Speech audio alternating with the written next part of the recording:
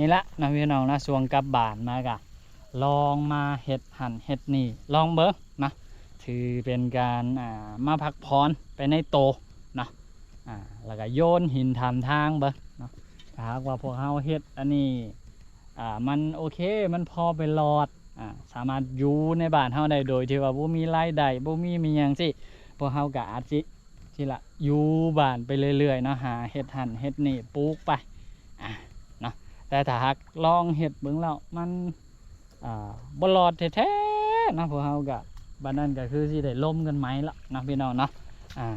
บางทีก็อาจสิได้พากันกลับไปเฮ็ดเวียกเฮ็ดงานอยู่ทางฝั่งไทยอีกอันนี้ก็ยังบ่ทันฮู้เนาะเป็นเรื่องของอนาคต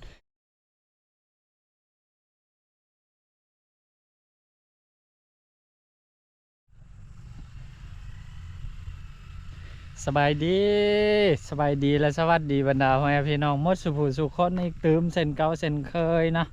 มื้อนี้ก็มาอยู่ในโหมดชาวสวนคือเก่าคือเดิมพี่น้องพอดีมื้อนี้พวกเรามาที่บ้านของสาวนี้นะนี่มาเฮ็ดต่อเวียกของเฮานี่แหละเนาะว่าสิเอาหั่นเอานี่มาปลูกคือเธอแล้วนี่มาไถแล้วมันแข็งพดเฮ็ดยังบ่ได้ก็เลยตากปะไว้ก่อนจักหวางแล้วก็บัดนี้มาไถอีกรอบหนึ่งก็เหมือนว่าไข่ขึ้นนะเนาะนี่ดินมันก็เริ่มแตกเริ่มนั่นแล้วก็หญ้าก็เริ่มตายก็ไข่น้อยหนึ่งเนาะตอนนี้นี่เบิ้งไปก็คืองามมันแล้วพี่น้องหญ้าตายมันแล้วเนาะตอนนี้นะก็งามหูงามตาขึ้นมาน้อยหนึ่งพี่น้องเดี๋ยวพาไปเบิ้งกอกล้วยอันเสาร์นี้ปลูกกันพี่น้องคืนนะพวกคืนนะ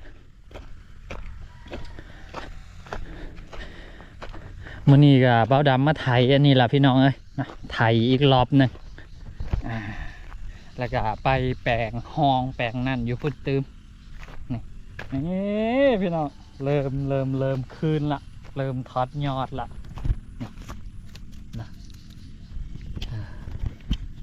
นี่เริ่มทอดยอดทอดนั่นแล้วพี่น้องนะคิดว่าน่าสิคืนหมดทุกกออยู่อันนี้ก็เริ่มทอดละเสานี้เพิ่นปลูกทีเนาะเพื่อตายไปซะอันนี้นี่จักหายไปใช่ลูกหายไปใช่ลูกก่อนหนึ่งเน่าหุเดี๋ยวกันนี่อันนี้ก็เริ่มทอดยอดละเนาะนี่ตอนปลูกหันเสานี้ขุดขุมน้อยเพิ่นเนาะนี่อันนี้ก็เริ่มทอดยอดละนะอันนี้นี่ใบเขียวแล้วนี่นะนี่อันนี้ก็เริ่มทอดแต่ว่าหนาสิใส่เวลาอีกจักหน่อยเนาะก่อนนี่ว่ามันสิขึ้นสิเขียวสิงามนะนี่อันนี้ก็หนาสิขึ้นอยู่เขียวอยู่ยังบ่ทันนั่นน่ะเนาะนี่มื้อนี้เนาะเมื่อเช้าเฮากับมาไถนี่แหละตอนเช้าบ่แล้วเราก็ตอนแรกมาตอแถมตอแล้วก็แปลงเพียกแปลงนั่นเนาะเกี่ยมสิเอามาแต่งมาปลูกนี่ละนะปลูกตอนแรกนี่ไถหากันแล้วตะกี้เนาะแปลงเพียกแปลงนั้นหากันแล้วตะกี้นี่แล้วก็ตอนนี้ก็คือนี่ละกำลังสิเอามาแต่งมาปลูกพี่น้องตอนนี้ก็กำลังทุบนั่นอยู่บอก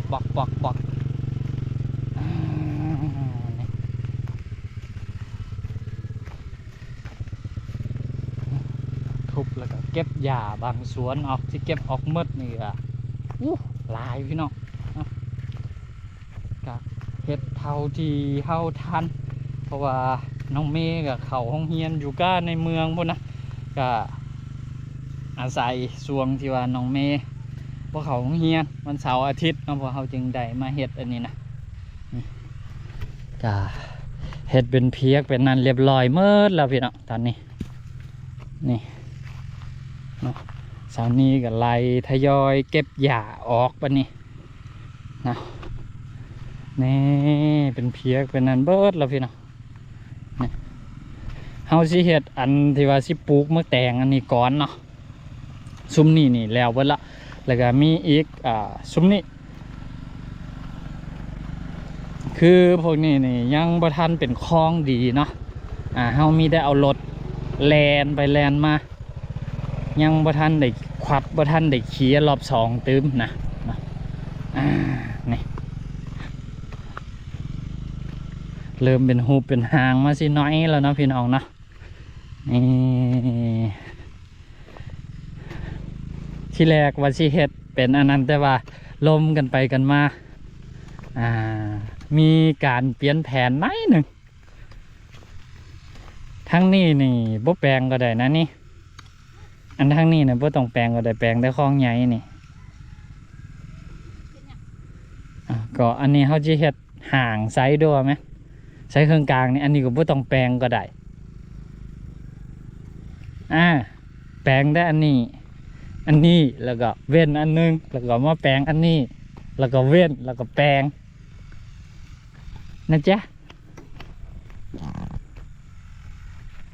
นี่คุณสาวนี่ ลืมสบายดีที่กี้เขาสมมติเศร้าส่วนเต็มโตแล้วพี่น้องนะ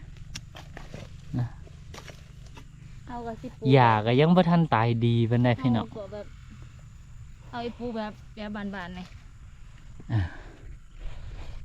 ถ้าว่าจริงๆมันเขาจะเอาเฮ็ดนั่นก็ต้องเฮ็ดมันละเอียดเนาะแต่มันแข็งแข็งว่าเมื่อคืนฝันว่ามันสิเป็นแบบนี้พี่น้องเราลองปูแบบนี้เบิ่งเราก็แบบทดหนังมันซุ่มแล้วก็ขังต่อไปเราค่อยแบบอันนี้แข็งโป๊กโทษรอถารุ่นถาเบิ้งนะถาชมไปพร้อมๆกันเนาะก็อย่าลืมให้กำลังใจพวกเฮาเนาะพี่น้องเนาะนี่ละกลับมาบ้านกับภาษาเฮ็ดยังกับมาหานี่จังสิล่ะเฮ็ดเนาะลองเบิ้งกันมันบ่รอดแท้ๆก็บัดนั้นก็น่าสิได้ล่มกันไหมแล้วพี่น้องเนาะว่าสิเฮ็ดอะไรต่อบางทีก็อาจสิได้พากันกลับไปเฮ็ดเวียกเฮ็ดงานอยู่ทางฝั่งไทยอีกก็ยังบ่ทันฮู้เนาะลองเบิ้งพี่น้อง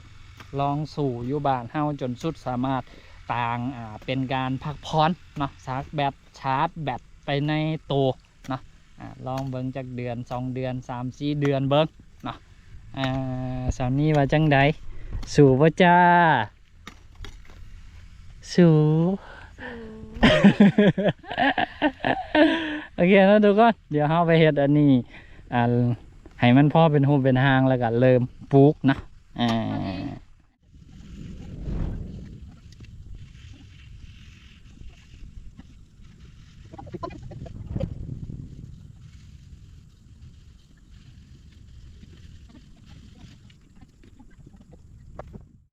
โอเคนะทุกคนวันนี้ก็เตรียมพร้อมจิปลูกละแต่ว่าบ่ฮู้ว่าสิปลูกระยะเท่าใดสามนี้ก็เลยนี่มาเสิร์ช YouTube มันเบิ้งแล้วมันลืมนะเบิ้งไว้แล้วสามนี้มาเสิร์ช YouTube ว่าปลูกระยะห่างเท่าใดจึงแมนจึงดีวางสายน้ำหยดนี่ขั้นตอนที่3โดยปุ๋ยเขาจะใช้ปุ๋ยนี่ก็ให้ปลูก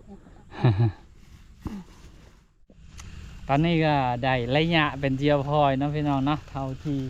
ไปทำYouTube นะเขาจะบอกว่าประมาณ50 เซนแล้วก็อีกเบื้องหนึ่งประมาณแมท50แต่ว่าขอเฮานี่ทั้งนี้มันบ่ฮอดแมท50กันเลยสิเอาลวงนี่มันประมาณอยู่70 เซนนี่ได้มาแล้วเนาะเดี๋ยวเราไปลงมือปลูกกันเลยพี่น้องก่อนอีกปลูกก็ซับอย่างนี้พี่น้องเอาเป็นจุดเอาฝ้าวพี่น้องเลยเนียนบนปลูกเนาะเนียนบนปลูกความจริงดินมันก็โนมหมดแล้วแหละแต่ว่ามันมีบางบ่อนที่แบบมันมีก่อนใหญ่นะพี่น้องประมาณนี้นะแล้วก็เดี๋ยวสิให้สาวนี้เพิ่นเป็นคนเอาหมากมันลงเนาะแล้วก็เอาไม้ปักตามไม้บอนหดน้ำพี่น้องเอ้ยเอาบ่มีอันงบเนาะถ้ามีเขาจะมีงบกว่าเฮ็ดได้เฮ็ดนั่นก็เอาใช้น้ำยอดน้ำช่างสีว่าได้หดทางบ่มีหดแต่ว่าเฮาที่อาศัยอันน้ำมึงมีน้ำเมืองไหลผ่านอยู่นี่นะพี่น้องเนาะก็สิอาศัยน้ำตัวนี้ละหดเนาะตักหดเอาพี่น้องเอ้ยได้คงหนึ่งในซ้ำนี่นะปุ๊กวันนี้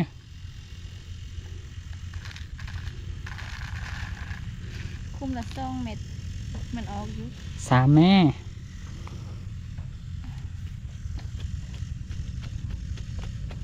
ต้องเอาลงเลิกหลาย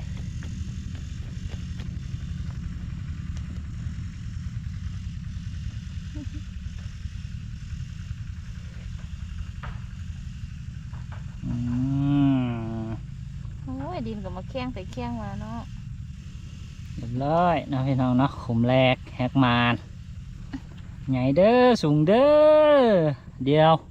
พวกเราขอไปปลูกกันเนาะพี่น้องเนาะเดี๋ยวสิตั้งกล่องให้กับบรรดาให้พี่น้องเดี๋ยวเบิ้งเดี๋ยวส้มน้ำกันเอา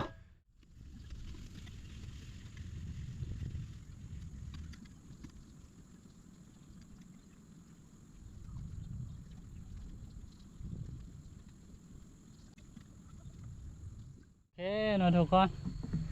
ปลูกยังบ่ทันแล้วแต่แถวเดียวเนาะเพราะเราเกี่ยมไว้ทั้งหมด6 แถวเนาะแต่ว่าปลูกได้แท้ๆมีแต่แถวเดียวแล้วก็มันคำก่อนพี่น้องเนาะนี่ตะเวนกะตกดินละอีนางกะยังบ่ทันได้อาบน้ำเนาะลูกสาวก็ได้ก็เลยขอสิพักก่อนแล้วก็มื้ออื่นจึงมาต่อใหม่เนาะเสาร์นี้ก็ฮดอันนี้เนาะจักหน่อยถ่ายคลิปแล้วเราก็สิไปซอยกันฮดจนจำพุ่นละพี่น้องนะนี่บอนได้ปลูกแล้วก็เอาใหม่มันเน็บปะนะเพื่อที่ว่าให้หูบอนที่ว่าเฮาสิฮดน้ำพี่น้องเนาะนี่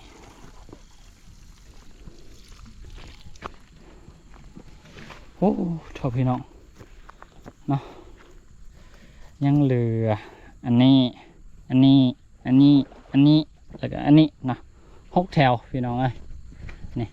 นำที่ว่าตักคดก็เป็นนำอยู่นี่แหละเนาะอยู่ไกลๆกับอันนี้เป็นนำที่ว่าเขาจะเอามาใส่หน้าแล้วเขาก็มาตักเอาเนี่ยหดเนาะปุ๊บเถอะพี่เนาะลงนี่ก็ประมาณอยู่10 เมตร20 เมตรนี่แหละเนาะลงยาวของมันได้จะคุมเหรออันที่เขาปลูกมันเนี่ย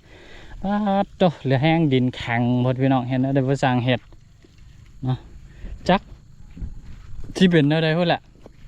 สีงามบางงามอันนี้พอเอากับบุท่านหูเนาะลองเห็ดไปเบิ่งก่อนลองผิดลองถือไปนะพี่น้องนะอันนี้ที่ใส่มักแตงแล้วก็ไปขุดอันนี้มันเลิกขึ้นออกแน่ทั้งนี้ที่ใส่เป็นข้าวโพดนะพี่น้องเนาะทั้งนี้ก็คือที่ใส่เป็นสัลลี่บ้านเฮาเนาะลองเบิ่งประมาณมื้ออื่นนี่ก็น่าสิเริ่มลงละเนาะคอยเฮ็ดคอยนั่นไปทีละเล็กทีละหน่อยเนาะกะนี่ละนะพี่น้องนะช่วงกลับบ้านมากะลองมาเฮ็ดหั่นเฮ็ดนี่ลองเบิ่งนะถือเป็นการมาพักผ่อนไปในโตเนาะแล้วก็โยนหินทำทางเบิ่งเนาะถ้าหากว่าพวกเฮาเฮ็ดอันนี้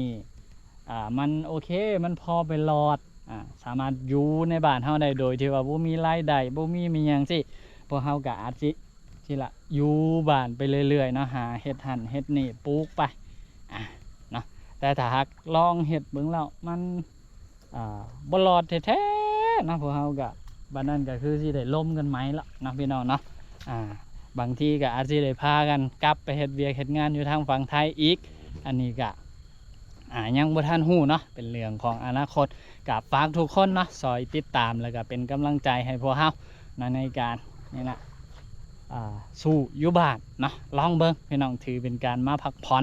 ไปในตัวเนาะหลังจากที่เข้าไปเฮ็ดเวียกอยู่ทางฝั่งไทยแบบอย่างยาวนานเนาะก็ถือโอกาสนี้ช่วงระยะเวลา 3-4-5 เดือนนี่ลองเฮ็ดหั่นเฮ็ดนี่เนาะถือโอกาสพักผ่อนแล้วก็สู้อยู่บ้านของพวกเฮาลองเบิ่งนะพี่น้องเนาะก็ประมาณนี้สำหรับ EP นี้ก็ต้องขอตัวลาไปแล้วนะไว้พบกันใหม่ใน EP ต่อไปสำหรับคลิปนี้ขอกล่าวคำว่าสบายดีเดี๋ยวไปแปลงหั่นแปลงนี้แล้วก็ฮดอันนั้นซอยเสานี้ก็นะพี่น้องนะบ๊ายบาย